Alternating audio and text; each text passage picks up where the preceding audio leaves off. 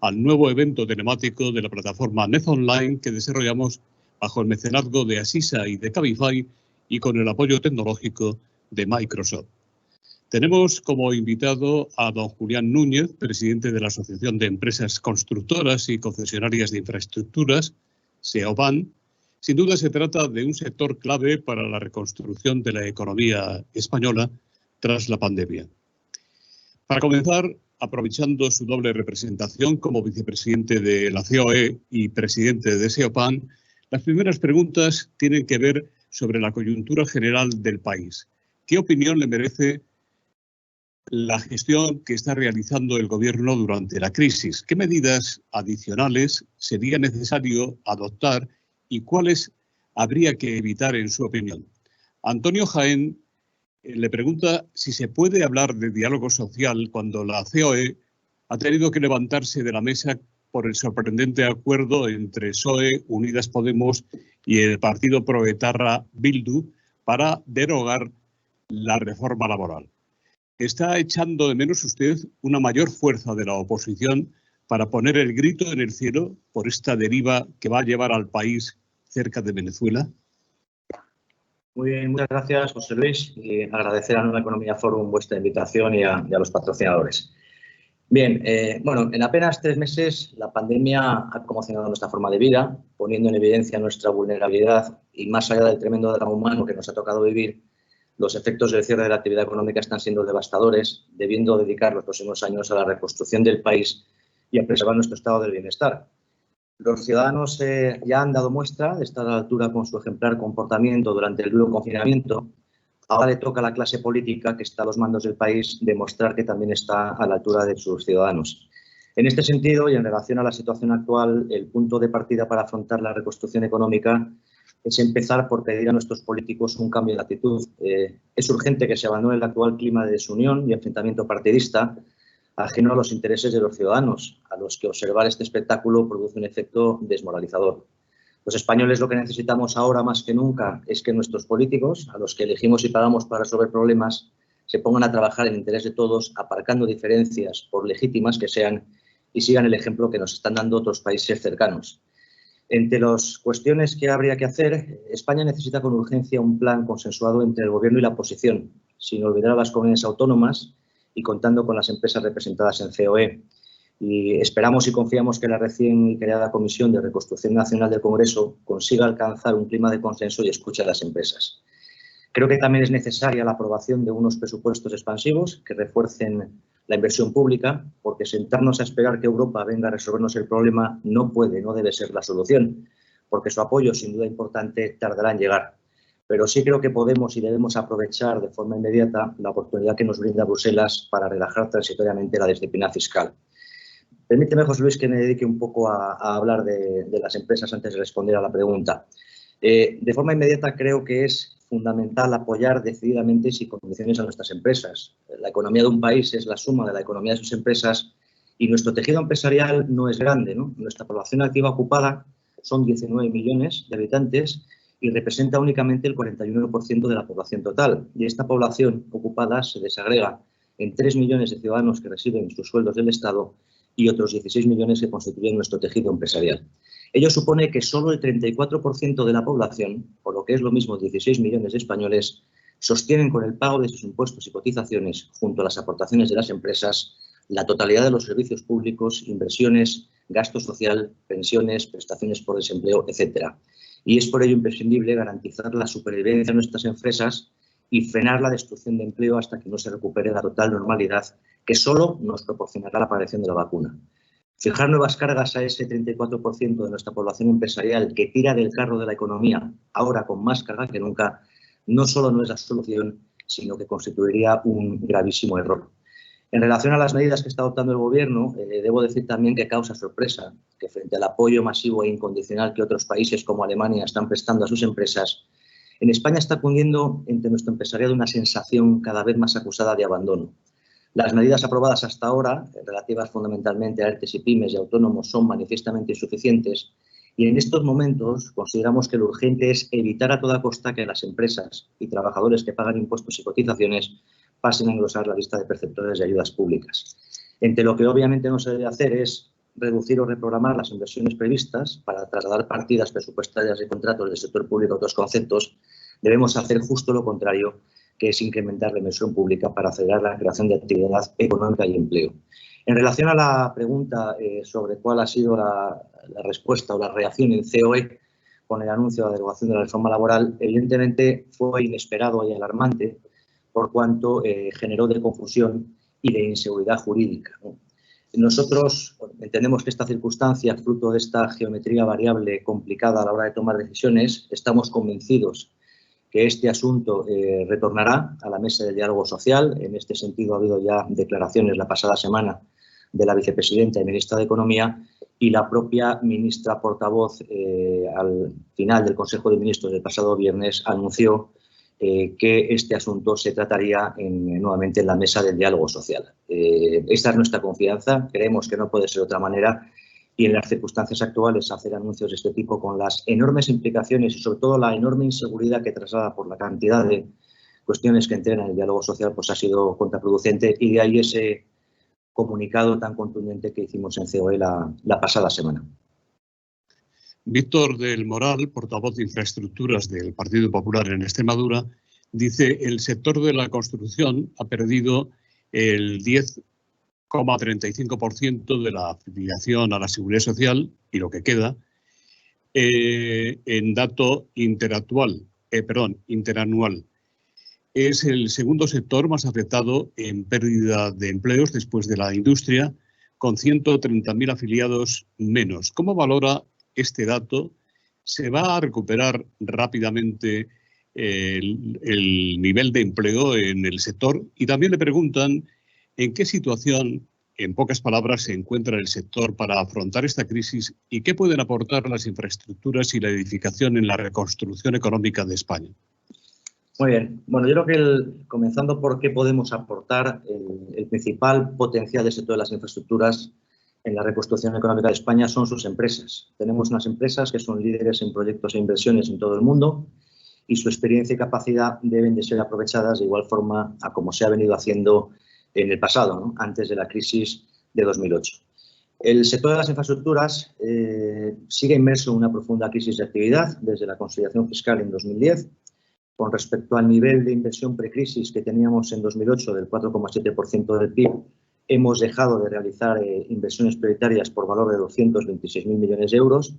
Nuestro esfuerzo inversor se sitúa hoy en términos de PIB en un mínimo histórico, en torno al 2%, equivalente al del año 1979, y todo ello además nos sitúa para este año y el próximo año como el último país europeo en cuanto a ratio de inversión pública por habitante. Con relación a la situación actual, y en línea a lo que me preguntabas, José Luis, preocupa mucho la previsión de cierre del año 2020, ¿no? La licitación pública y la contratación pública, que en mi opinión es la mejor forma de ver la evolución de nuestra actividad durante el primer cuatrimestre del año, anticipa una reducción con respecto a 2019 del menos 43% en la licitación y del menos 68% para el cierre de este año. Y esto a donde nos lleva es que la mayor preocupación guarda relación precisamente con el volumen de actividad que vamos a tener en el próximo ejercicio. Es decir, que la contratación pública al cierre de 2020 caiga un 68%. Esto lo que está anticipando es que a partir del segundo semestre del año 2021 vamos a tener una caída de actividad muy significativa. Estamos hablando que con el ritmo de contratación actual que hemos tenido en el primer cuatrimestre del año, en 2020 tendremos 7.000 millones menos de licitación y otros 7.000 millones de euros menos de contratación. Es, por tanto, un asunto muy, muy importante, ¿no?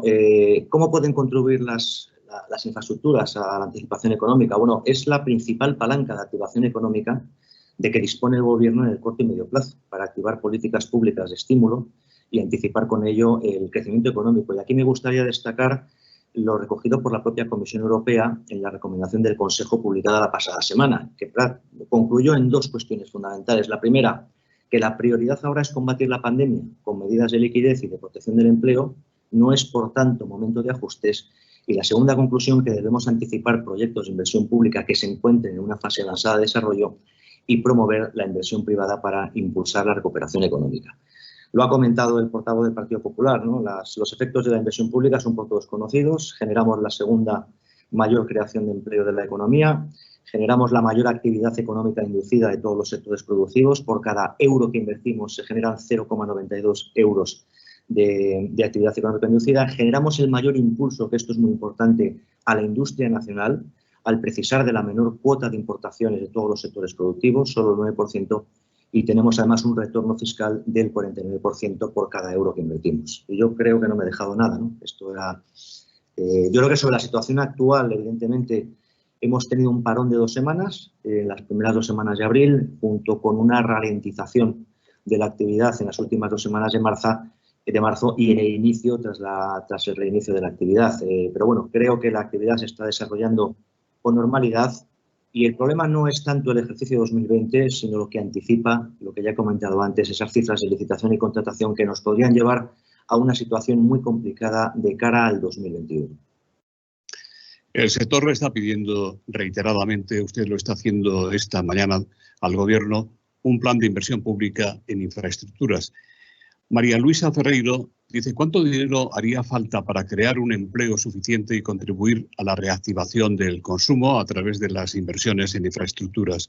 Arsenio González dice, ¿cuáles serían las prioridades del plan de infraestructuras al que usted se está refiriendo? Daniel Correa dice, ¿cómo evitar los agravios comparativos entre regiones a la hora de repartir la inversión pública? ¿Cómo atender a la cohesión territorial más necesaria ahora que nunca? Víctor Moedano dice, recuperar proyectos de Estado como el Plan Hidrológico Nacional, como inversión productiva generadora de empleo, ¿es viable en el actual panorama político? Muy bien. Bueno, en primer lugar, quiero dejar muy claro que no proponemos invertir con el único objetivo, sería un error, de crear empleo y actividad en las empresas. No estamos hablando de un nuevo plan E. Las inversiones, y aquí respondo en relación a la vertebración territorial, ¿no?, o a los agravios comparativos, las inversiones deben realizarse en base a su rentabilidad económica y social, medida por su capacidad de producir valor para el ciudadano e inducir una actividad económica estable y permanente. Esta crisis además coincide con una década de oportunidades para modernizar nuestra economía y bienestar social, porque garantizar el cumplimiento de los Objetivos de Desarrollo Sostenible en 2030 que hemos asumido como país constituye en sí mismo un compromiso ineludible. Y ello, según estos estudios, requeriría invertir más de 157.000 millones de euros. Quería también comentar, José Luis, que en el transcurso del foro pues, se va a aprobar un documento donde precisamente vamos a abordar con todo detalle que presentamos hoy esos 157.000 millones de euros de inversión.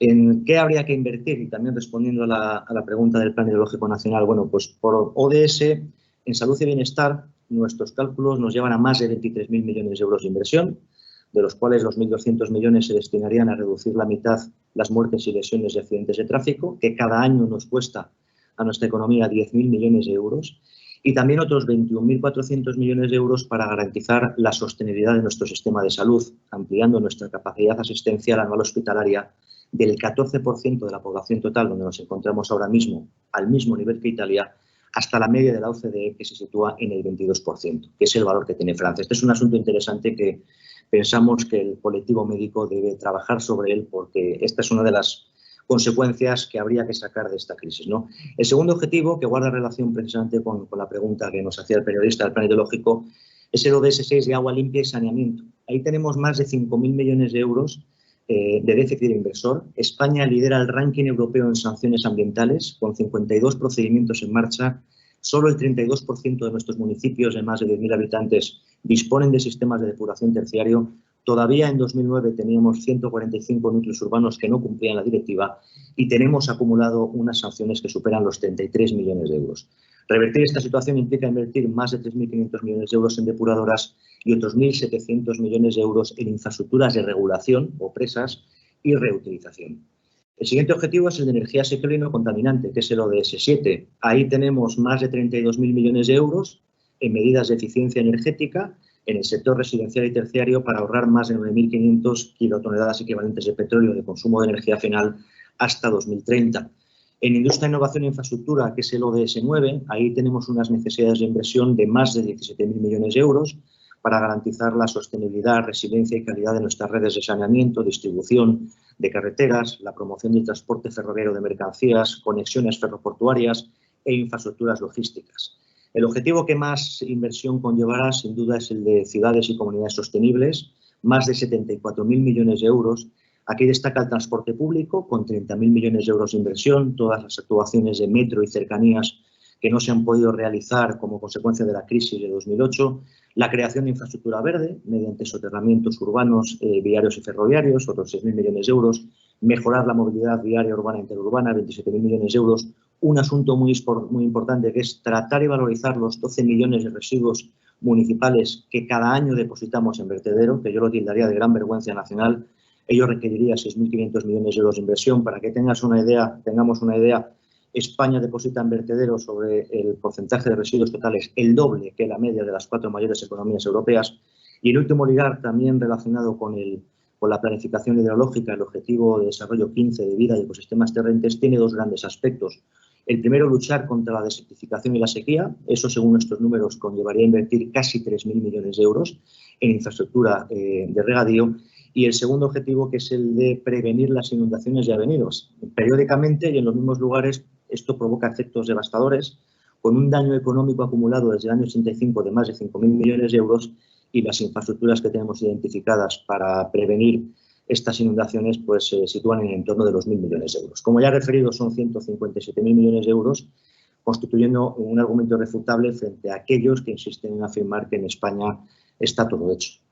Y creo que he respondido a lo que me preguntaban los. En una recesión económica creciente, don Julián, ¿cree posible y realista obtener recursos públicos para financiar un plan nacional de infraestructuras ambicioso cuando el Gobierno ya ha anunciado un aumento del gasto social con iniciativas como el ingreso mínimo vital? Esteban López le pregunta si usted cree que Mamá Europa va a acceder a darnos dinero a fondo perdido y en cantidad suficiente después del espectáculo bolivariano que está dando España. Ana Valladares le pregunta ¿quién se va a fiar de nosotros? ¿Cómo va a seguir viniendo inversión extranjera privada? Muy bien, bueno, soy muy consciente de la coyuntura que tenemos, ¿no? Es evidente que nuestras prioridades sociales, junto con la reducción de deuda y déficit público, no pueden servir de excusa, porque llevamos una década con la excusa de que no tenemos recursos para eludir el compromiso con nuestro futuro de invertir en infraestructuras. No podemos permanecer pasivos ante la falta de recursos presupuestarios suficientes, porque la modernización de nuestro país es un objetivo prioritario. Por lo tanto, es necesario buscar alternativas de financiación, ¿no?, para afrontar esta realidad económica, para lo que es preciso revisar nuestro modelo de financiación de infraestructuras. Y para ello debemos recuperar la colaboración público-privada fomentando el modelo de concesión. Este modelo no altera la titularidad pública de la infraestructura, anticipa y difiere en el tiempo nuestras inversiones, minimizando la captación de recursos públicos y el déficit público, y es además un modelo más equitativo y equilibrado que el modelo presupuestario para la generación de españoles que ha construido este país con recurso a sus impuestos, ¿no? Nuestro modelo concesional se encuentra desaparecido de la contratación pública desde el año 2012, cuanto más hacía falta. De hecho, en 2019 hemos licitado el 2% del valor de las concesiones que licitamos en 2010. Y además, salvo casos puntuales, tenemos una experiencia que podemos calificar de éxito. Es decir, en los 10 años previos a la crisis de 2008, en España hemos invertido más de 30.000 millones de euros con recurso al modelo concesional, a través de carreteras, hospitales, obras de cercanías, metro, tranvías, depuradoras, aparcamientos, desalinizadoras, estaciones deportivas, un sinfín de actuaciones que han sido un éxito, ¿no? El sistema concesional además funciona en todo el mundo. Tenemos la suerte o ventaja de tener a las empresas líderes en los 5 continentes en la promoción de todo tipo de concesiones, y por ello nos resulta coherente que un país como el nuestro, pionero en infraestructuras y cuyos modelos de financiación y gestión son una referencia para todo el sector a nivel mundial, se quede ahora rezagado con el perjuicio que ello supone para nuestros ciudadanos, ¿no? En relación a la pregunta que hacías sobre la posición, ¿no?, de los fondos europeos. Bueno, yo creo que este medio billón de euros que han anunciado Alemania y Francia, que vienen a ser unos fondos estructurales, ¿no?, sin impacto en la deuda pública, yo estoy convencido que tendrán algún tipo de causalidad de cumplimiento de determinados ratios macroeconómicos, y por eso es muy importante, como decía antes, refiriéndome a lo de la derogación de la reforma laboral, no crear alarma o trasladar una cierta indefinición o incertidumbre jurídica sobre lo que va a ocurrir. Yo estoy convencido que España sigue siendo un país serio en el que invertir. Tanto los mercados internacionales como los inversores disponen de multitud de recursos para poder invertir en España o para invertir allí donde se presenten las condiciones de poder hacerlo. Yo creo que a día de hoy la barrera más desincentivadora para esta gran liquidez que tenemos en todo el mundo viene más por la vía de la regulación. Por la vía de la regulación tenemos algunas leyes como la ley de desindexación que lo que hace es limitar la rentabilidad de los proyectos de inversión privada y eso hace que en muchos casos los inversores pues decidan acudir a otros países. Yo creo que la coyuntura de nuestra política, a pesar de la situación que estamos viviendo, España sigue siendo un país atractivo y yo enfocaría más un problema de regulación que de otro tipo, el que tendríamos que resolver para poder captar esa enorme liquidez que tenemos en todo el mundo. Y luego permítanme que ponga un ejemplo, es decir, recientemente, como todo el mundo sabe, Renfe se ha adjudicado un contrato de colaboración público-privada, uno de los más importantes de la historia, más de 5.200 millones de euros para la explotación de la alta velocidad Dallas-Houston en Estados Unidos. Y es un contrato privado, de un consorcio privado que no va a tener ningún fondo público para su realización. Vuelvo a decir que es un contrasentido que lo que se nos impide hacer en España por la vía de la regulación lo hagamos fuera de España y nada menos que nuestra Administración General del Estado, algo de lo que todos y la industria nos sentimos particularmente orgullosos, pero lo que pedimos y reclamamos es poder hacer ese mismo tipo de proyectos en nuestro país, que falta hace y mucho, como he explicado. Buen punto ese.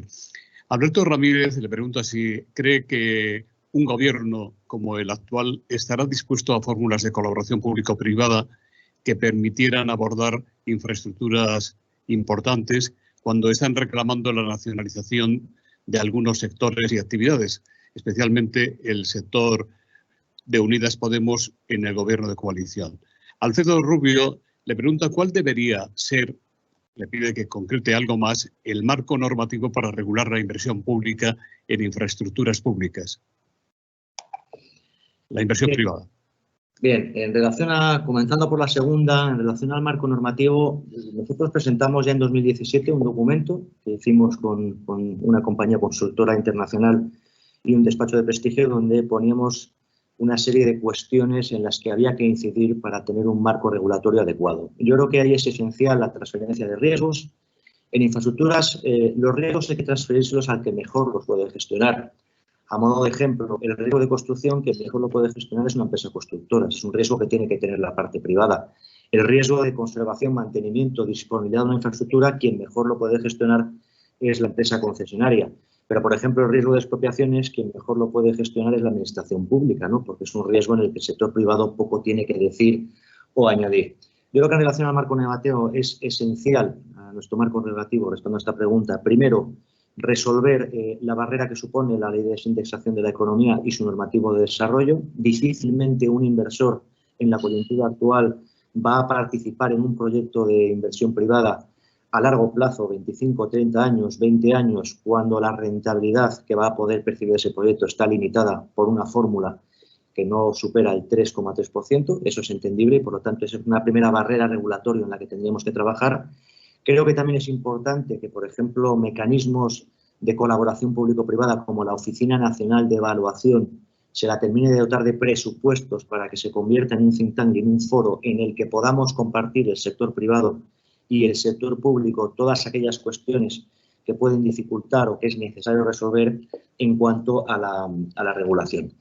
Eso sería lo más importante, ¿no? Y también, ¿por qué no?, saber entender o analizar los errores que se hayan podido cometer en el pasado. Este es un ejercicio que se hace poco en España en infraestructuras, pero a las empresas nos gusta mucho cuando algo no sale bien, saber por qué no ha salido bien y cuáles serían las medidas correctoras que tendríamos que poner para evitar que ello ocurra a futuro. En relación a la pregunta primera, ¿no?, creo que era sobre la posición o la mayor o menor voluntad del gobierno, ¿no?, para poder promover proyectos de colaboración público-privada. Bueno, aquí tenemos el gobierno que los españoles con nuestro voto hemos decidido y nuestra actividad está en todo momento presidida por la lealtad institucional y nos sentimos siempre en la obligación de colaborar con el gobierno de la nación, sea del signo que sea, sin dejarnos llevar por ningún tipo de prejuicio.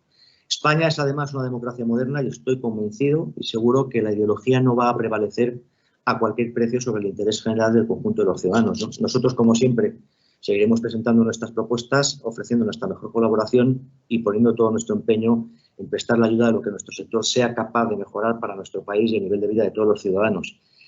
Yo estoy convencido que en una coyuntura en la que el gasto público prioritario, sanidad, educación, protección social, va a subir, con la deuda pública en los máximos niveles de nuestra historia. Todos los analistas están vaticinando en torno al 116% de incremento de la deuda pública. Es decir, entre 2020 y 2021 vamos a incrementar un mínimo de 200.000 millones de euros la deuda pública sobre el PIB de nuestro país.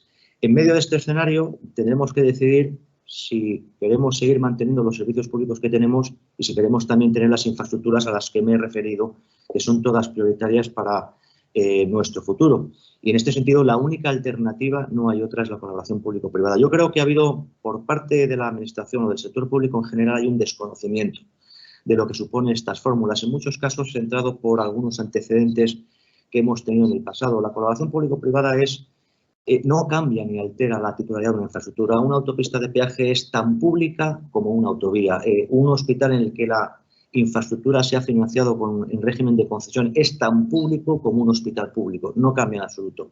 Y yo creo y estoy convencido que la coyuntura actual, junto con el objetivo ineludible de cumplir los ODS en 2030, es lo que nos tiene que llevar a recuperar este modelo concesional. Y en lo que respecta a nosotros, las conversaciones que hemos tenido con el Gobierno, para nada está descartada esta opción. Lo que ocurre es que, bueno, quizá también hay que buscar o pensar en nuevos modelos. Y una cuestión también que es importante, ¿no?, que es ver cómo podemos poner en valor todo el stock de capital público de infraestructuras que tenemos en España, ¿no? Quizás no sea el momento adecuado ahora de hacerlo y habrá que esperar a que remita la crisis sanitaria, pero el debate de poner en valor nuestra red de carreteras, por ejemplo, en Europa es una cuestión que está ya resuelta. 23 países europeos cobran por circular por sus carreteras, de forma que los contribuyentes no destinan un solo euro de sus impuestos a la promoción y mantenimiento de estas infraestructuras. Quizás en la coyuntura que tenemos en nuestro país, donde queremos incrementar determinados servicios públicos y seguir invirtiendo, pues esta es una alternativa que habrá que abrir en el debate público cuando se pueda realizar, en la que trabajar, porque no tiene sentido que España sea el único país de Europa donde más del 85% de nuestra red de carreteras de gran capacidad sea pagada por los contribuyentes y no por los usuarios.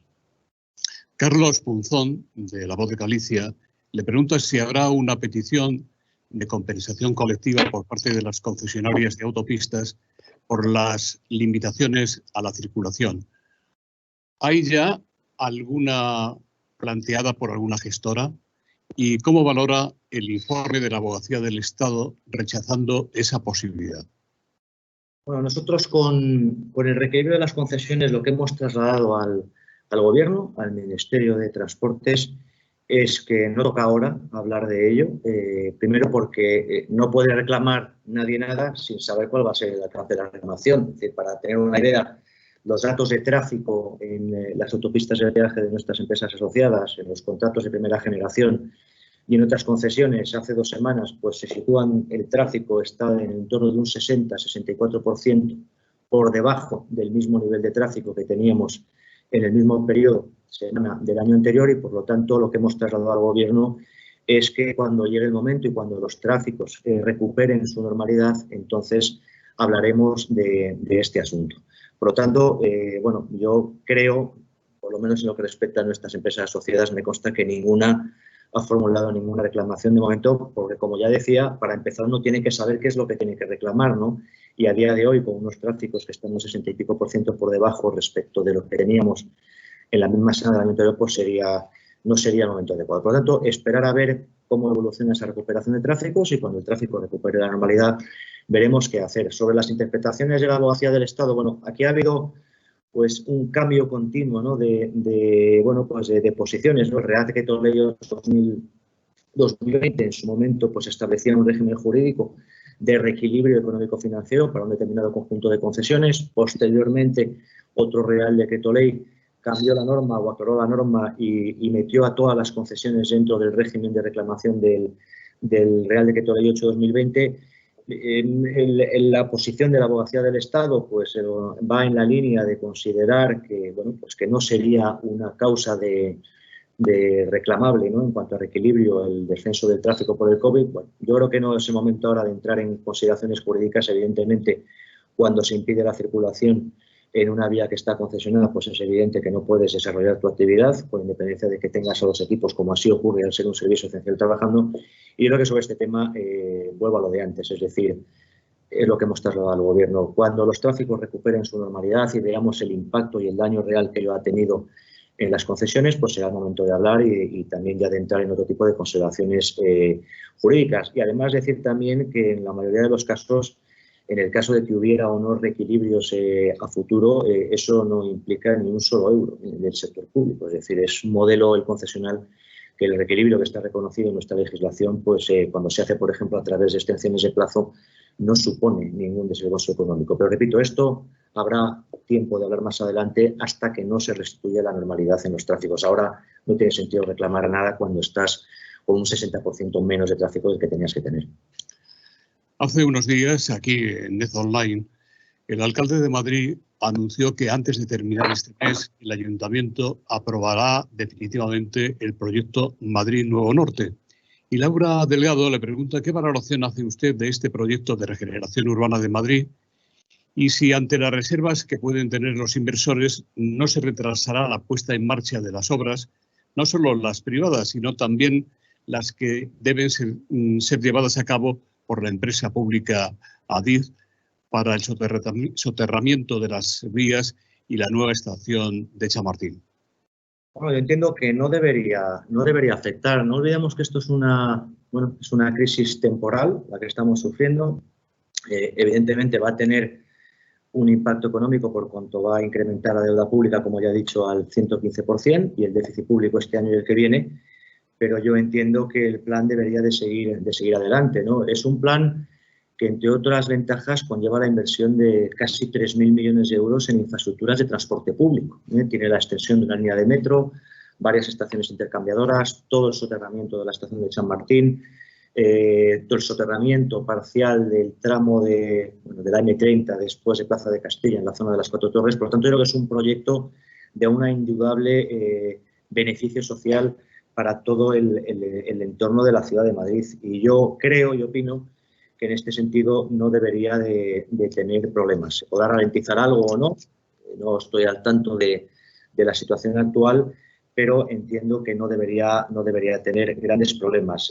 Es sin duda un gran proyecto para la ciudad de Madrid, por tanto, cuanto va a incrementar la oferta dotacional de vivienda y de dotación de otros servicios, y va, como ya he dicho, a mejorar muy significativamente el transporte público. Madrid tiene un conjunto de actuaciones muy prioritarias. De hecho, presentamos el año pasado y estuvo el alcalde en nuestro foro junto con el ministro de Transportes, anterior ministro de Fomento, José Luis Ábalos, y ahí presentamos un conjunto de inversiones para la ciudad de Madrid que representaban más de 17.000 millones de euros, y la operación Chamartín o el desarrollo de Madrid Nuevo Norte es uno de esos grandes ejes, junto con otras actuaciones que están recogidas en nuestro informe, que sin ninguna duda son necesarias, y vuelvo a reiterar que yo confío que no debería de existir mayor problema para relanzar y empezar este proyecto que, repito, solo en transporte público tiene 3.000 millones de euros de inversión. La diputada al Congreso por Sevilla, Teresa Jiménez Becerril, le pregunta ¿cómo cree usted que le va a afectar la crisis generada por el COVID a la S40, infraestructura vital para los sevillanos? ¿Servirá como excusa la pandemia para no construir los túneles licitados y adjudicados y frenados por el actual gobierno? Bueno, aquí volvemos nuevamente a lo que decía antes, es decir, el nivel de inversión pública que tenemos en España, ese 2% del PIB, es un nivel que apenas da para cubrir la reposición del stock de capital público. Es decir, el propio gobierno ha reconocido que ese 2% del PIB es inferior simplemente para poder hacer toda la conservación y el mantenimiento de nuestras infraestructuras anualmente, ¿no? Por lo tanto, la S40, como otras grandes actuaciones, ¿no?, que tenemos identificadas, pues dependerá del presupuesto que pueda tener el Ministerio para acometer estas nuevas infraestructuras.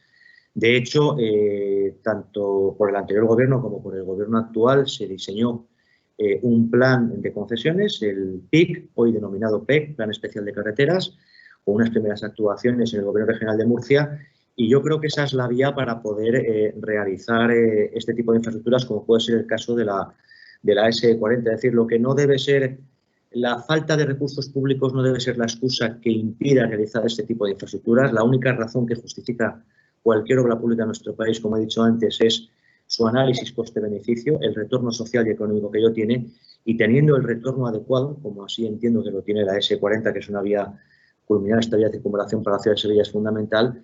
En el caso de que no pudiera tener presupuesto o que los recursos fueran limitados por parte de la Administración General del Estado, habría que acudir a un modelo concesional, y ahí hay distintas alternativas. Con lo cuanto, yo creo que el presupuesto no debe de ser una excusa. Como he dicho antes, llevamos una década desde 2010 alegando que la falta de recursos públicos es lo que ha impedido invertir en infraestructuras, y tenemos un modelo concesional que está precisamente para eso, ¿no? Y que además tiene una serie de ventajas que hemos recogido recientemente en un informe que haremos público en cuanto las circunstancias lo permitan. José Martínez Vila, consejero delegado de Saba Aparcamientos, le pregunta qué opinión tiene sobre la normativa del reequilibrio de las concesiones de servicios públicos por la paralización de la actividad económica.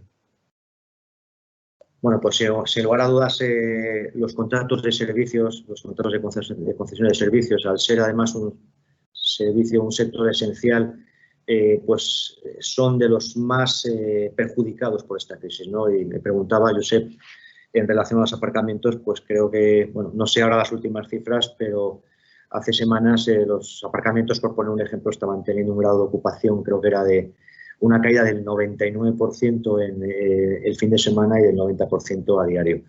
Es evidente que para estos tipos de contratos el reequilibrio, y ahí es donde viene el problema, no puede ceñirse exclusivamente al periodo del estado de alarma, es decir, pensar que cuando termine el estado de alarma todas las actividades de servicios van a recuperar en un día el nivel de ocupación o de prestación del servicio que tenían antes de esta pandemia es imposible, ¿no? Y en la misma medida, por ejemplo, que se está diseñando o se está hablando, y así lo hemos hecho desde COE, en la necesidad de prorrogar los ERTEs para aquellos sectores de actividad económica que van a continuar en una situación muy difícil hasta que no tengamos la vacuna, me atrevería a decir. Creo que en esa misma medida el reequilibrio en lo que se refiere a los contratos de servicios y contratos de concesión de servicios debería ir más allá de lo que es el periodo de alarma, que ese es uno de los problemas que están recogidos en el Real Decreto Ley 8/2020, donde establece unas medidas de reequilibrio que solo se refieren a la duración del periodo de alarma, y eso es algo que cualquier persona puede entender, que de la noche a la mañana no vamos a pasar a unas ocupaciones iguales a las que teníamos antes de la pandemia. Por lo tanto, creo que es también preciso trabajar en ese punto y poder definir, porque aquí lo que se trata es lo que he dicho antes, es decir, 34 de cada 100 españoles son los que tiran del carro de la economía ahora. Un carro que tiene más carga, ¿no? Tenemos a 3,5 millones de personas en los ERTES. Entonces, lo que tenemos que hacer es lo que ha dicho Europa: oiga, más mulas para que tiren del carro. No pongamos trabas a las que están tirando, ¿no? Y en ese sentido, creo que este es un ejemplo de una de las cientos de cuestiones que tendremos que discutir con el Gobierno y llegar a su justo término.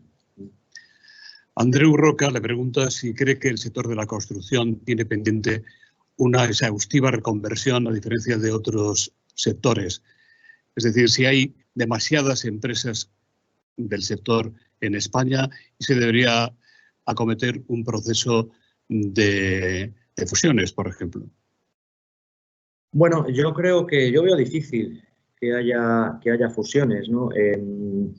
Tengamos en cuenta que actualmente la actividad en construcción nacional, por lo menos de las compañías más internacionalizadas, representa solo el 10% de la actividad global de construcción. Es decir, cualquiera de las 10 compañías de infraestructuras que tenemos asociadas en SEOPAN con actividad internacional, en muchos casos el volumen de actividad que desarrollan en España representa el 10% de la actividad total de construcción que hacen en todo el mundo, ¿no?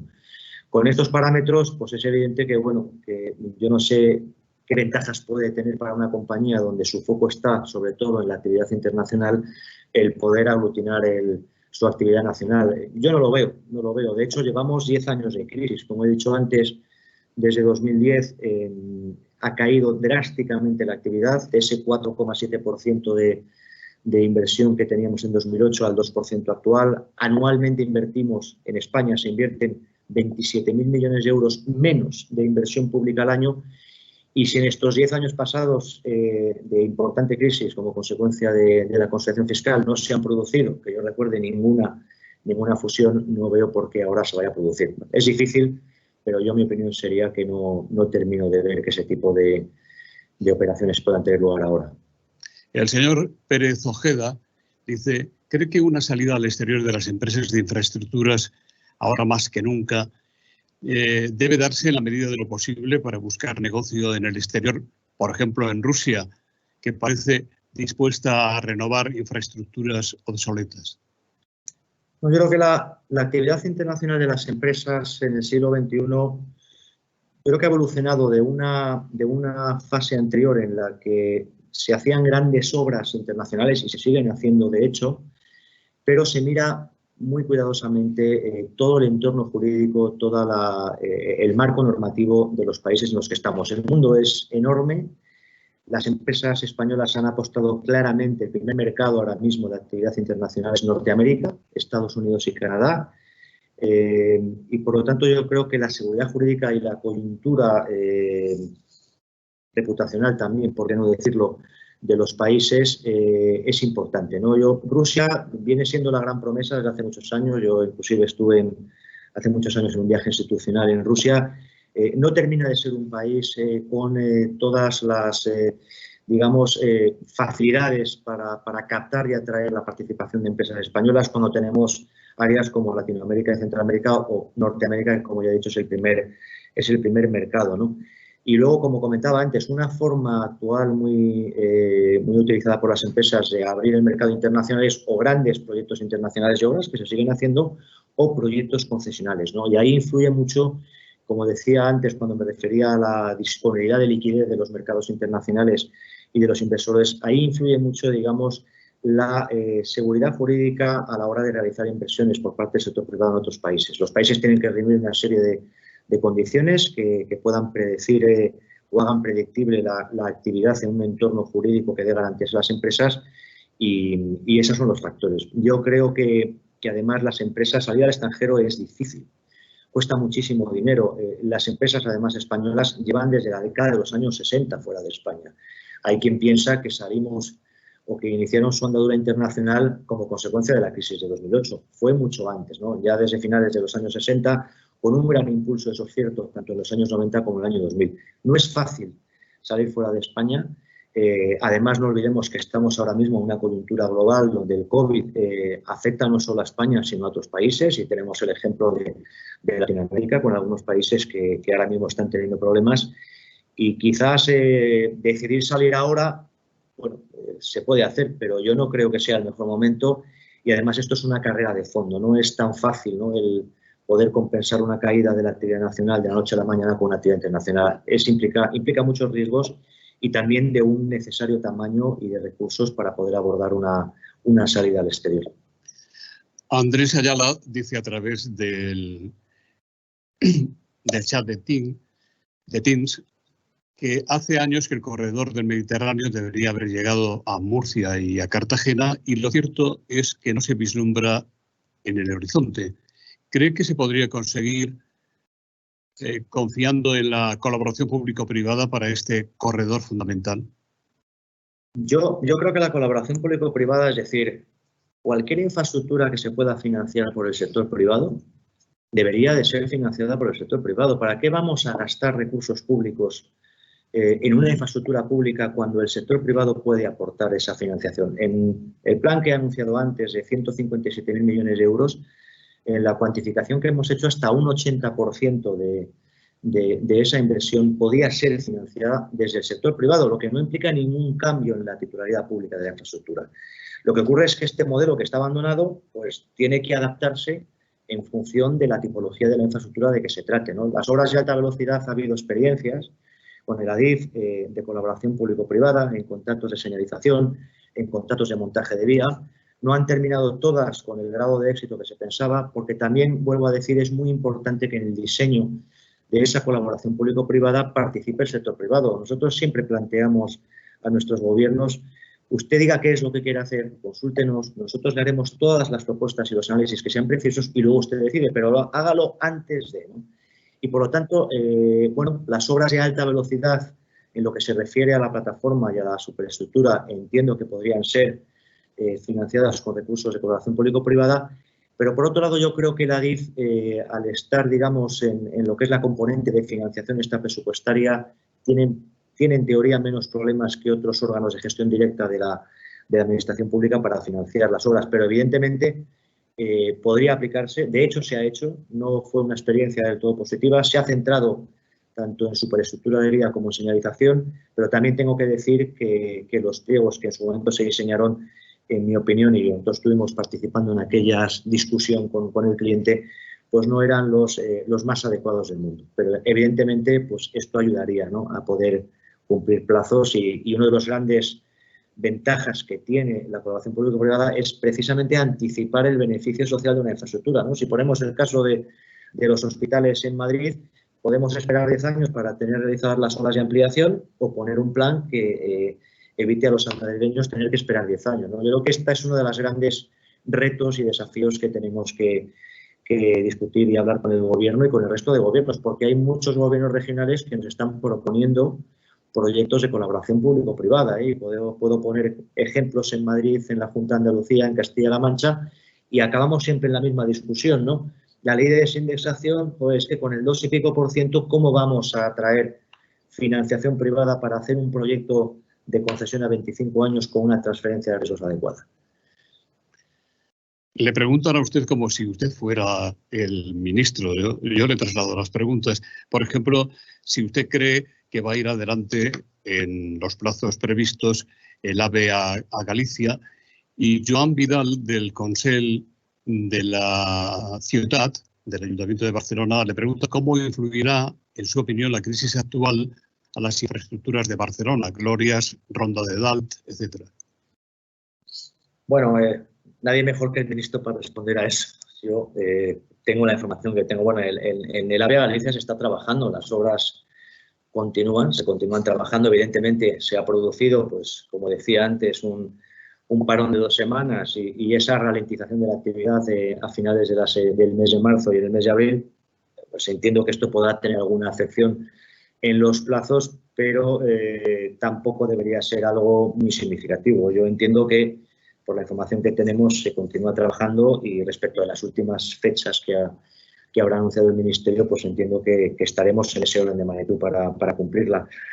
Evidentemente, sobre la pregunta de cómo va a afectar, ¿no?, esta situación, me hablabas de las obras de Barcelona. En Barcelona, por ejemplo, no solo son las obras a las que se refería, ¿no?, el conseller, ¿no?, o el concejal, creo que había preguntado. En Barcelona, por ejemplo, tenemos un plan de cercanías ferroviarias de 5.000 millones de euros, ¿no? Igual que en Madrid tenemos otro plan de 4.000 millones de euros, o en Valencia tenemos otro plan de casi 2.000 millones de euros de cercanías ferroviarias. Bueno, es evidente que financiar estas actuaciones requiere de unos recursos adicionales, ¿no? Por eso vuelvo otra vez a la necesidad urgente de poder volver a reabrir y a recuperar el modelo concesional, porque la alternativa es no hacer nada. Es decir, y esto es una de las grandes contradicciones que hemos tenido. Vuelvo al ejemplo que decía antes de Renfe, ¿no? Es decir, lo que queremos las empresas en España es poder hacer lo mismo que ha hecho Renfe con el contrato de Texas, o que hacen todas las empresas españolas que tienen un 90% de actividad fuera de España, promoviendo concesiones para todo tipo de gobiernos. Tenemos necesariamente que recuperar ese modelo, porque esa es la garantía, la única que vamos a tener en nuestro país para poder hacer o terminar algunos de las líneas o ejes que se han comentado, ¿no? 157.000 millones de euros implica en una década subir un 70% la inversión presupuestaria, y desde el sector somos perfectamente conscientes que esto es imposible. Es imposible con una coyuntura de gasto público que tenemos, que se va a incrementar en los servicios prioritarios, con un mayor coste del servicio de la DIE, y por lo tanto es indispensable. Yo creo que es posible siempre y cuando, vuelvo a reiterar, recuperemos la figura del modelo concesional, ¿no? José Antonio Membiela dice: venimos observando la escasa inversión en materia de rehabilitación de depuradoras de aguas residuales y tratamientos terciarios tan necesarios para un país con un estrés hídrico importante y con varias sanciones desde hace años sobre vertidos a cauces fuera de la normativa.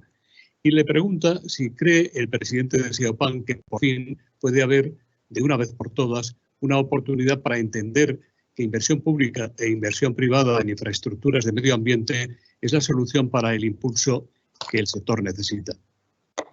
Es evidente, ¿no? Lo he referido antes, ¿no? En el peso que tiene las infraestructuras hidráulicas, ¿no? En las necesidades de inversión. El tema de la depuración, yo creo que desde la primera directiva, o sea, llevamos más de 30 años incumpliendo la normativa europea. Es una cuestión de salud pública, es decir, que solo el 30% de nuestros municipios de más de 10.000 habitantes, ciudades me refiero, tengan sistemas terciarios de depuración, que tengamos unas multas, unas sanciones que ya representan más de 33 millones de euros, se refieren solo a un conjunto reducido de núcleos urbanos. En España tenemos más de 500 ciudades que están sujetas también en un programa de análisis y posibles sanciones. Es fundamental, es decir, esos 3.500 millones de euros de infraestructuras de depuración que he anticipado antes, no sé a qué esperamos. Es decir, es una cuestión de incumplimiento de una normativa, una cuestión de salud pública y de imagen en un país que es el segundo o tercer país del mundo en ingresos internacionales por turismo, y donde además el modelo concesional en depuración es probablemente uno de los mejores ejemplos de infraestructura que se puede concesionar. Es decir, son concesiones de un plazo en torno a 20 años, donde se transfiere el riesgo de demanda a la parte privada. Usted tiene la obligación de depurar tantos hectómetros cúbicos al año, y donde además se transfiere la obligación de cumplir determinados parámetros sanitarios en el efluente de la planta. Por lo tanto, si no disponemos de los recursos públicos para poner ese necesario plan nacional de depuración, hagámoslo vía financiación privada. La Comisión Europea, y este es un tema muy importante, ¿no? Cuando me refería al principio, ¿no?, a la necesidad de ese acuerdo entre los políticos, ¿no? Al sector nos interesa muchísimo saber primero de ese medio billón de euros qué porcentaje va a venir a España. Van a ser 70.000 millones de euros. Vamos a poder destinar una parte de esos fondos, nuevos fondos estructurales, precisamente para la creación de infraestructura verde, para el medio ambiente. ¿En qué medida podemos habilitar fondos a través del Banco Europeo de Inversiones para poder movilizar y dar cobertura a la financiación privada de ese tipo de actuaciones? Es fundamental. Yo creo que la depuración, sin ninguna duda, es una de las grandes prioridades. No representa, además, una inversión desproporcionada dentro de esos casi 60.000 millones de euros que he anunciado, y sin ningún género de dudas sería algo para activar hoy antes que mañana, ¿no? Donde además la colaboración público-privada funciona perfectamente, porque además otra de las grandes ventajas que tiene el modelo concesional es que nos ponemos a trabajar hoy en una infraestructura, a generar empleo, a generar inversiones, y el devengo del canon concesional pues se producirá dentro de 3 o 4 años, cuando se termine la infraestructura y cuando se empiece a operar, momento en el que la economía evidentemente no se encontrará en los niveles en los que nos encontramos ahora, con lo cual es otra ventaja adicional que tiene este modelo. La última pregunta la hace Jorge Gámez de Sando, y quiere saber qué opina usted de la falta de realización de test de coronavirus a los trabajadores del sector de la construcción, en particular, sobre todo, en comparación con otros países. Le pregunto si no le parece un tema fundamental en tanto en cuanto no exista una vacuna. Pues evidentemente es un tema fundamental que yo creo que afecta no solo al sector de la construcción, sino a otros sectores. Probablemente de todos los sectores de actividad económica, la construcción no figura, quitando las obras de reforma, que por cierto se han terminado de activar con el Real Decreto Ley de este fin de semana. La construcción no es de los sectores con mayor riesgo, ¿no?, de transmisión del virus, según la información sanitaria que se ha publicado, pero es evidente que el no disponer de test suficientes, porque no los hay, es algo que puede condicionar, yo diría que no solo la actividad del sector de la construcción, sino del resto de sectores. Yo aquí pues tengo la información que tenemos todos, ¿no? El por qué no hay test suficientes es algo que no sabría responder. Lo que sí creo que es importante es que, quizá más que los test, es la propia vacuna, ¿no? Es decir, hasta que no tengamos la vacuna lista, creo que estaremos en una situación en la que, bueno, pues, habrá que tomar las precauciones que haya que tomar y, desde luego, resolver el tema de los test. Pero, repito, no creo que el sector de la construcción sea de los sectores de actividad económica más afectado por la falta de disponibilidad de test. Evidentemente, hay otros sectores que lo están mucho más, como es el comercio, como es la restauración o como puede ser el turismo, donde sí hay una relación de cercanía, ¿no?, de las personas, donde las obras de de construcción, salvo unas muy puntuales de reformas, bueno, pues se pueden de alguna manera garantizar con mayor seguridad las condiciones sanitarias. Don Julián, presidente de SEOPAN, llegamos al final de este nuevo evento telemático de Nueva Economía Forum. Quiero darle las gracias por compartir sus ideas y las propuestas del sector de la construcción en nombre de los mecenas que hacen posible NEF Online, el presidente de la Sociedad de Médicos ASISA, el doctor Francisco Iborra, el presidente de la compañía de movilidad Cabify, don Juan de Antonio, y también en nombre de doña Pilar López, presidenta en España de Microsol, nuestro socio tecnológico. Gracias también al casi millar de asistentes a este nuevo evento de NEF Online y nuestra invitación a los próximos actos de los que pueden informarse a través de nuestra web nuevaeconomiaforum.org. Muchas gracias, don Julián. Muchas gracias. Mucha suerte. Mucha suerte.